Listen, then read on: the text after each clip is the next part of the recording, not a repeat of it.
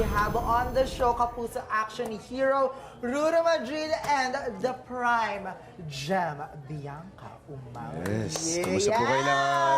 Avisala. Abisala, yes. Back to na prime time, Lolong Sangre. Oh. Yes. Thank you, Lord. Diba? Thank you, GMA. Salamat, Ama. Ito na yung pinaka-power couple. Sa Thank you Kapuso naman. Network, di ba? Oh, syempre. Pero guys, kamusta kayo? How are you in this celebration? Masayang nagmamahalan. Yes. Ano ba yan? Ibubuwal ko talaga Masayang patuloy na nanatili sa Kapuso Network. At masaya na minamahal ng aming home network. to. Wow, yes. Talagang- At ng maraming tao. Yes. Salamat po. Isa na si Sasa Girl doon. Yes. Wait lang. Medyo mas todo lang ng onte kay Ruru. Sorry. ganon? Wala, Hindi yun ng na, sorry konti, po, ah. ma'am. Okay. Diyos ko.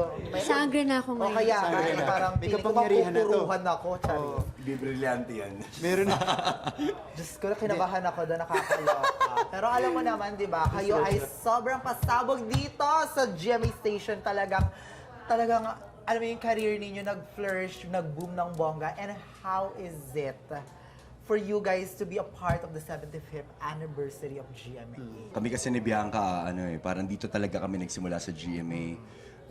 Nagsimula kami na sobrang bata pa namin. I guess si Bianca parang 9 years old siya. Ako 14.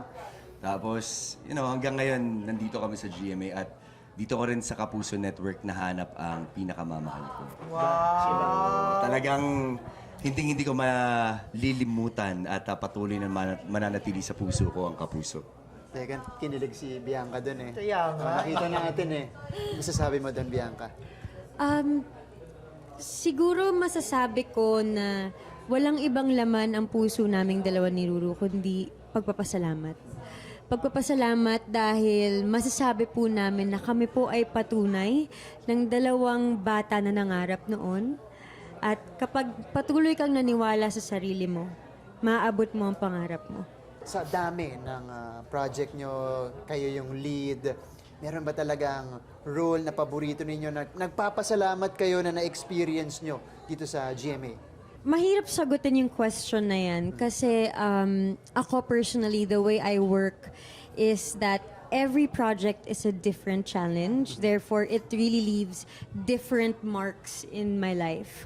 Every role that I am given, ipagmamalaki ko that I am thankful to be given the opportunity to be the lead of big projects of the network. And hindi ko po inakala that I am even worthy of all of those.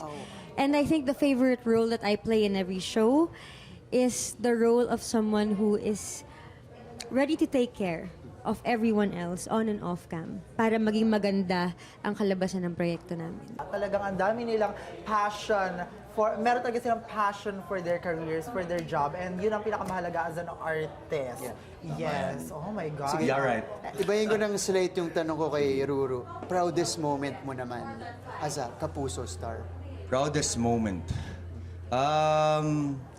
Siguro, nung unang beses na lumabas ako sa GMA, yung sumali ako sa Protégé, reality show siya. Hindi man ako yung pinalad na maging big winner doon. Pero parang doon pa lang alam ko na sa sarili ko na ito na yung talagang gusto kong gawin habang buhay. Ang makapagbigay ng kasiyahan sa maraming mga tao, makapagbigay ng inspirasyon sa kanila. So from there, talagang nag-focus ako. Ginawa ko lahat ng mga kaya ko para makamit ko lahat ng mga pangarap ko. Ito, meron akong yan na. dito? Trivia, fun fact. Okay. Ano ba tawag dito? Fun fact, trivia. Okay, sige. Si Bianca kasi galing siya sa Tropang Pochi. Parang kiddie show siya. Tapos usually yung Tropang Pochi, pupunta siya sa mga schools. Grade 5 ako nito, hindi pa ako artista. Nakita ko si Bianca, pati yung ibang kasamahan niya sa Tropang Pochi. Para bang na-starstruck ako kay Bianca. Sabi ko, napakaganda naman nito. Tapos, nung time yata na yun, parang 11 years old lang yata ako, 10 years old. Okay. Ikaw, ilang taong ka lang yata nun. Pero sabi ko, mag-aartista ako para maging leading lady ko tong babae. Wow! Sa GMA. Wow!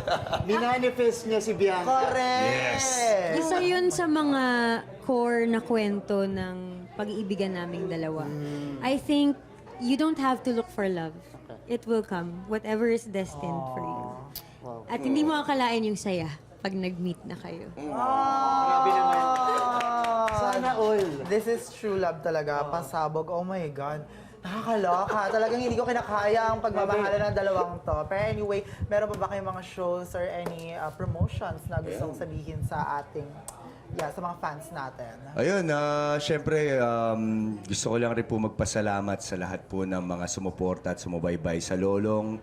At ngayon, patuloy po sana natin suportahan ang Encantadia Chronicles Sangre. Yes! At syempre po ngayon, ang Green Bones nasa Netflix din. So hopefully, mas marami pa pong mga tao, mga Pilipino na makapanood po ng pelikula na ito. Maraming salamat po sa inyo. Mga kapuso at Encantadix, avisala po sa inyong lahat. Wow!